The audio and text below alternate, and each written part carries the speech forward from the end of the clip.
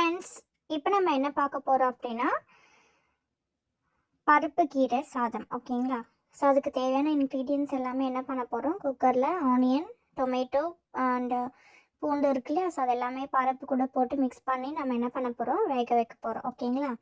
So stove on பண்ணிவிட்டு நம்ம அதை வேக வைக்க போகிறோம். ஓகேங்களா? ஸோ அது நல்லா வெந்துட்டுருக்கும்.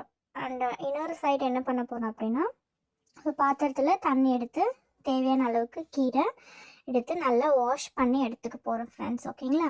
ஸோ வாஷ் பண்ணதுக்கப்புறம் அதை நல்லா குட்டி குட்டியாக கொஞ்சம் நம்ம கட் பண்ணி வச்சுக்கிட்டோம்னா ஈஸியாக இருக்கும். கட் பண்ணதுக்கப்புறம் ஒரு பேனில் எடுத்துகிட்டு கொஞ்சம் ஆயில், மஸ்டர்ட் சீட்ஸ் போட்டு நெக்ஸ்ட் நம்ம என்ன பண்ண போகிறோம், காஞ்ச மிளகா அதெல்லாம் போட்டு என்ன பண்ண போகிறோம், நல்லா கொஞ்சம் ஃப்ரை ஆனதுக்கப்புறம் ஜீரகெல்லாம் போட்டு ஃப்ரை பண்ண போகிறோம். கொஞ்சம் கடலைப்பருப்பு ஆட் பண்ணிக்கலாம். அதுக்கப்புறம் என்ன பண்ண போகிறோன்னா, கட் பண்ணி வச்சுருக்க கீரை எடுத்து அதில் போட்டு நல்லா வதக்க போகிறோம். ஓகேங்களா? ஸ்டர் பண்ணிவிட்டு கொஞ்சம் நேரம் அப்படியே ஆயிலில் வேக வைக்க போகிறோம்.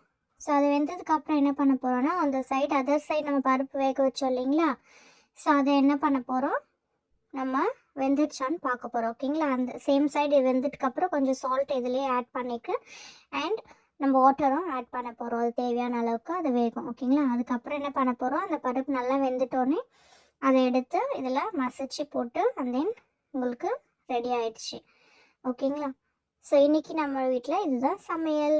ஒயிட் ரைஸ், பருப்பு கீரை அண்ட் தென் அப்பளம். Thank you all.